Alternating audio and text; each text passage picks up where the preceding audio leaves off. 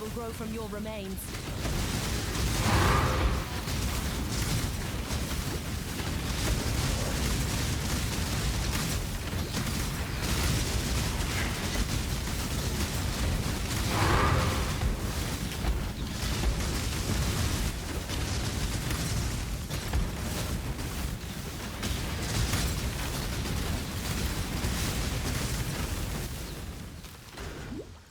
I'm not up to that just yet.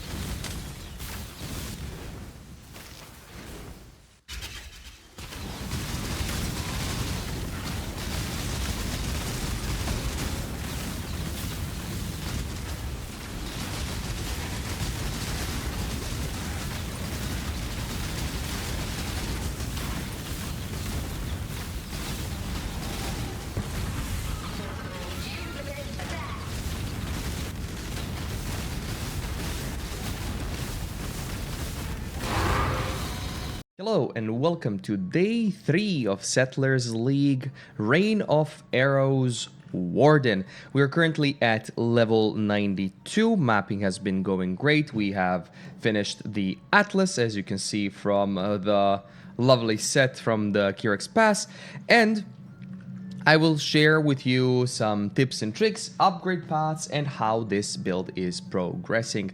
Now you can see me play this build on stream every basically single day, and I will guide you through the upgrades and the systems what I did. So first things first, as in the previous video, which is the league starter video, you could have seen how I made things, how I did, and then at the end it was like theory, basically endgame upgrades. I did make a mistake when adding sockets. I did add 1 or 2, maybe even 3 extra sockets in end league stuff because I was too tired and I made that mistake. I also have found out that I did a calculation wrong in regards to bark skin, so I will rectify that mistake when I talk about Ascendancy. But first things first, let's talk gearing, skills, and such. I will first go over with the passive skill screen, as that is important, and then we will carry on towards the gear. So passive skill screen basically stayed the same other than a few little things. Here, in this part, I have had a Lionized Fall Jewel, which I have switched to the cluster set. So if you go to my stash tab, and if we look here, I have had a Lionized Fall Jewel with these points. It's very cheap to get nowadays, so that's perfectly fine. Now, when you get enough currency to swap to a cluster setup, and when you get enough levels, you can do so. I started doing it a little bit too early, but I wanted to give some things a test run. So Lioness Fall is the first one. It's 10 to 15 chaos. It's completely fine to use, so you can use that one. I will talk about that specific jewel in later. Then Lethal Pride is our strength attribute stat stick boost. You want any Lethal Pride. I bought the cheapest one. It was 50 chaos when I bought it, and that's basically it. So that's Lethal Pride. Then later on we can look through double damage nodes, intimidate node, one intimidate node, some lifesteal nodes, whatever you can find. I got lucky on this one. It got like some lifesteal and it got like 5% chance to deal double damage, but you just use it for a stat stick. So I basically bought it when I got 50 chaos. I bought this as literally a second purchase. And when it comes to clusters, as I said, clusters are a change from Lionize Fall Jewel, and you want a cluster that is increased attack damage, Drive the Destruction, Feed the Fury, and Martial Prowess. Drive the Destruction here is not going to be used, but Martial Prowess and Feed the Fury will, because of extra accuracy, attack speed, and of course attack speed while leeching, as we are consistently leeching, especially like with mana and life, and we're using a lot of life tap supports. We will have this increased attack speed permanently, almost. When it comes to medium cluster jewels, there are no smalls. Medium cluster jewels are Eye to Eye and Repeater. Both are the same. If you can find some with Chaos Resistance and Intelligence, that's basically BIS. If not, anything that you find is perfectly fine. These were like 20 Chaos each, and the big one was 80 or 90 Chaos completed. Now, Eye to Eye gives us projectile damage. Projectiles deal increased damage with hits against nearby enemies, as we are staying nearby with Point Blank. That's basically BIS. And Repeater, projectile damage and attack and cast speed. Those two are the same. We just want extra attack speed. Now, in regards to Ascendancies, as you can see, I have 5 Ascendancies. I have added 5th one, which is Barkskin. In my League Start video, I haven't had Oath of Winter. I've had Summer, Wilds, Spring, and Barkskin. I've added Oath of Winter because I got Barkskin for very cheap, and Barkskin is a very good tool that will give us more defense. In a second, let me explain Oath of Winter. Oath of Winter gives you enemies you freeze remain frozen for at least 2 seconds, regardless how long the freeze is, and hits that fail to freeze inflict Hoarfrost, and Hoarfrost lasts 10 seconds and can be inflicted multiple times, each refreshing the duration of existing Hoarfrost on the target, and they increase freeze duration on the target by 20%. So all Hoarfrost is removed, the target is frozen. This basically means that the targets are going to be frozen. I have successfully so far with the build frozen almost every boss. I did not freeze the Eater of Worlds and Searing Exarch because I had a worse gear set when I killed them for the Voidstones. But otherwise, you can basically freeze most of the enemies. Now, let me rectify the mistake of Barkskin. Barkskin gives us 2% more evade chance per Barkskin below maximum. So at 1 Barkskin, we get 18% evade chance, flat evade. At 2, we get 16. At 9, we get 2% evade. And Barkskin per bark grants us 30 less damage taken from physical hits. You will see in the PoB, which I will show in a second, you will see in the PoB how much damage we are actually taking and how much physical mitigation we have. The most mitigation we have right now is coming from freezing enemies. Now, how much is Mother Teachings in regards to Forbidden Flame and Forbidden Flesh? It is dropping down in price. I basically was looking for these for a while, and I got them total for 55-60 chaos. So I consider that a great purchase for what it offers, especially for the League Start. Now, in regards to gear, we are going to go with the bow. The bow needs to have as much elemental damage as possible, and this one I paid 1.3 divines for, and I also 5-linked it myself. And this one has 1086 LA DPS, but it also has accuracy, crit strike chance, and attribute requirements. Out of all of these mods, yes, tier 3 cold crafted, accuracy and attribute requirements are dead mods. Instead of accuracy and attribute requirements, we need attack speed and critical strike multiplier, or attack speed and blood rage on hit that actually adds attack speed, blood rage, and then critical with stats, crit multi, and such. That's basically it. Don't miss League Start trades because these fund a lot of things. Anyways, next pieces of gear I will go through are the necklace. Necklace is the Necklace is very, very much needed for crit multi, Culling Strike, Precision, Mana Reservation Efficiency, and grants level 30 Precision. It's an amazing necklace. And the Anoint is Divine Judgment. Before Divine Judgment, you can do the Anoint for shocks, static blows. That increases the duration of elemental ailments on a target, because we have 2 seconds to apply as many stacks as possible for the damage. Now, Quiver was a 1 Chaos Quiver. You can get whatever Quiver fits in your stats. For gloves, it's Shadows and Dust, so that we can get Rampage, Crit Multi, Crit Chance. We also get some Leech, a bit of Evasion, Energy Shield. That's whatever. Smoke Cloud on Rampage is basically a protective barrier which blinds enemies, which actually helps with our survivability. And we have Rampage. Rampage stacks up to 1,000, and it gives us damage per 20 stacks.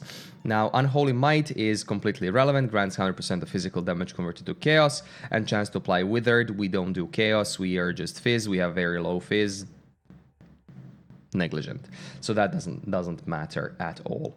When it comes to the chest piece, this is the chest piece I have actually dropped. I basically just dropped it as is. I added life and mana just so we have more, and that's it. You can buy any corrupted chest that you would like, but the problem on the chest is very low evasion rating, so we want as high evasion rating as possible on the chest.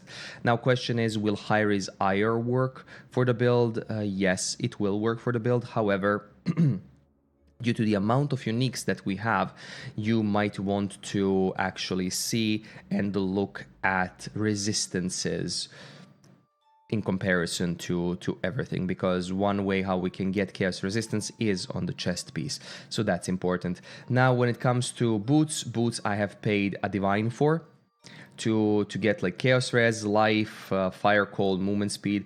I will probably buy another set of these boots and maybe sell these ones, or take these ones and recraft them. I did not touch them, I bought them as is. I want to have ailment immunity boots for later, so Storm Shroud is going to be one of the upgrades. I'll talk about upgrades in a second. When it comes to the belt, it's Prism Weave until you can do Biscos is fine, but then we're gonna have like double Rampage. You can do any other belt, it doesn't really matter, until Headhunter or Mageblood. Belt is basically a placeholder. That's what it is, and we are going to fit in a unique belt anyways. I will talk about what this build is meant to do, but if we attach Headhunter, of course it's going to be Legion. And the helmet is chaos resistance, and then I hit it with some essences of spite to get intelligence as I needed. We got some resistance. This helmet would be max intelligence 58 or so, and suffix would be on resistance mod, and then prefixes, of course, life, evasion, double evasion, and such. So we want as much evasion as we possibly can get, as our current evasion is a little bit low. It's at 11k, and when we activate the Jade Flask, it's at 20k. We want that to be around 40 to 50 when buffed, so that's basically it. Flasks are almost always full, keep that in mind. Now, the two most important things are Taming Rings. So Taming Rings are expensive because everyone is playing elemental builds, and Taming Rings got an overhaul, and they do increased elemental damage with hits and ailments for each type of elemental ailment. Now, as we do Scorched, we don't do Ignite, so we do Scorch, we do Chill, we do Freeze, and we do Shock. So we have four of those. We get increased elemental damage with hits and ailments for 4 of them, and they most likely stack if they worked as they did before. But the moment you put one and the moment you put the second one, you're going to feel the difference. One ring before that is this sapphire ring I have here, which is the Salio's Sign. Cold damage to spells and attacks, evasion rating, chance to avoid being chilled, chance to freeze, and cold damage against chilled enemies. It's a very good alternative to rings. Well, to at least one ring. Keep in mind you will need more resistances on the other ring. Now I will talk about upgrade path. Upgrade path is more elemental damage on the bow, crit, crit multi, attack speed, or attack speed, crit, and then crit multi in that order on a better bow base, on a bow base with more crit. Helmet, Chaos Resistance Fracture, Max Intelligence, so rolling with Essence of Spite, and Tier 1 Resistance. Amulet stays the same, but keep Global Crit Strike multi as high as possible. You can also do a Corrupted Implicit for some aura effect or whatever, but you can keep this one as is. Quiver I'll talk about in the end. 2 Tamings, as much elemental resistance as possible, and then you can do Essence's Turbulent Catalyst. They enhance elemental damage modifiers on the ring, so if you press Alt, you can see that they have elemental, so you want to do Turbulent Catalysts on them, so 40 Turbulent Catalysts for elemental damage for Tamings, or you can do elemental resistances, both are fine. Chest piece is going to be Fractured Chaos, and we're going to have like extra resistance on the chest. You can also do strength or intelligence rolling with essences, that's completely fine, and as much evasion rating and life as possible. If you hit like 3k evasion, 2.5, 3k evasion rating or more, that's perfectly fine, that's amazing. Then I would suggest going in life mastery to take 15% increase max life if there are no modifiers on body armor. Shadows and Dust classmates, the corrupted implicit would be +1 frenzy if you want to go that route, and attack speed, or you can do like crit chance or life leech or something. Basically whatever you find on them is going to be good. You just want as high as crit multi and crit chance as you can get. These have dropped. And the boots, as I said, chaos resistance, and we roll with Essences of Torment. I have that video linked in the description below for ailment boots crafting. So chaos res, and then you hit Essence of Torment, and then you grab another resistance, and then you can use Eldritch Chaos Orb to reroll prefixes into whatever you want. Craft it if it needs to be done crafting. Add Searing Exarch, Eater of Worlds implicits, and you are basically done. For belt, it is Prism Wave into Headhunter. You can do Stygian, Prism Wave, Stygian, Headhunter, and Mageblood.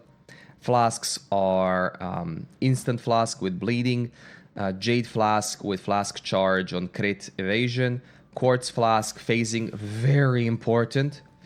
Flask Charge when deal a crit strike, and you can do like attack speed on it. That's completely fine, or movement speed, or whatever else you find. I did this, I ran out of rolls, so that was fine. Diamond Flask with crit strike and crit strikes. I did not roll it, unfortunately, but there's that. And Quicksilver Flask is my current become frozen, well, used when you become frozen, but you want on, instead of Quicksilver, you want to do regular Silver Flask, which is going to give us Onslaught as we want attack speed. So on that one you can do Onslaught, and you can do like reduced curse effect on you during effect, or whatever else you deem worthy, more movement speed and such. Pantheons, I always choose Soul of Solaris, because Solaris is amazing as we take less area damage from hits, and we have additional physical damage reduction while there is only one nearby enemy. Now this one is reduced elemental damage taken if you haven't been hit recently. That also helps with suppression. Take no extra damage from crits if you have taken a crit recently. Now this can be any crit from any mob, but we also have Mark Mastery that says marked enemy cannot deal critical strikes. Oh, this one is extra int that we need. Oops. Then we have 50% chance to avoid ailments from critical strikes. These can be crit bleed ailments, poison bleed ailments, and whatnot. We are still not ailment immune. Solaris is a great option. Or you can do Brine King for 100% chance to avoid being frozen, to use a Divine Vessel for it. For Minor God, we use Soul of Larislatha, which is Life Flasks gain charges if you haven't used them recently, and life recovered from flasks when used on low life. And low life is 50% life or lower. And enemies you've hit recently have reduced life regen, because life regen is still a little bit crazy. And then once you have enough damage, you can do Soul of Aberrath if you're farming Searing Exarch, which says unaffected by burning ground and Searing Exarch modifiers, and increase movement speed while on burning ground. So there is that too. So without further ado, basically what this build can do, this build can do Ritual. It has been nerfed for Chaos. You need Chaos Resistance. We are currently at like 4%. So it can do Ritual, it can do Blight, Searing Exarch easy, Harvest easy. It can do June. Boss damage is great. So in regards to other mechanics, we can do Legion. I do not suggest doing Expedition because Expedition has a lot of modifiers that can outright disable our character. Ultimatum, it can do, but there are some iffy modifiers like you cannot dodge, you cannot evade. And it has one interesting thing with Ultimatum. If you pick up monsters have plus 50% more resistance, more elemental resistance, we have the inversion node. This applies first and then Scorch applies for the effect, so that's going to help us greatly. Basically, any mechanic that you would like to do, it can be done. There is a lot of damage when we use Unbound, and that's how it is. There are mechanics I would not recommend would be basically essences and Einhar, but I have to test more about Einhar. So those are the two mechanics I wouldn't recommend on this build. It can also do Abyss pretty easily now that I look at it, and Breach, of course. But the reason why I wouldn't recommend those is some Einhar beasts can be crazy and can outright one-tap us, which brings me to the point of survivability and the PoB. So this is my PoB currently. As you can see, effective hit pool is very low and physical max hit is extremely low. Now, how do we mitigate that? We need more evasion. As I said, upgrade your gear, get as much evasion on the chest as possible, do that thing, and you will basically survive way more. That's needed. So we need to hit like 30-40k evasion with especially with the Flask, that we could feel comfortable doing different things. We can also boost dodging by having an extra socket free, jewel socket for Watcher's Eye, but that's also on a side note. Now, in intro, you have seen me play through the map. Maps go extremely fast, although I did zoom through that map. Maps usually take me around 10-11 minutes because I have Blight in my map, I have Alva in my map, I have Harvest in my map. So the return on those maps is great. But so far, what has been the build budget? Build budget so far has been under 6 divines. And how have I farmed it? I've used Chaos Orb Recipe and I've dropped quite a few divines so far, luckily. And that's basically it. But under 600 divines, it can clear tier 16s, like that's what I'm farming, tier 14s to 16s, so that I could do Maven, so that I could get to like more void stones and things. So that is going to be the recap for day 3. Pay attention for those upgrades, timestamps as always in the video. If you've liked this type of like a report type of thing for diary section, great, love it, give it a like. If you didn't, you dislike. Comment down below if you have any thoughts or opinions. Also, fun fact, that's, here you go, 162 times, 50 plus of those were at like level 90. So fun. We are paper so far, but because we freeze everything and we have decent-ish evasion, we basically survive. So you need to like practice a little bit more and upgrade that evasion. So once again, thank you for watching. Sub if you don't mind. You can see me streaming on Twitch and YouTube. There's also a website, link down below. Have a good one, and I will see you in the next video.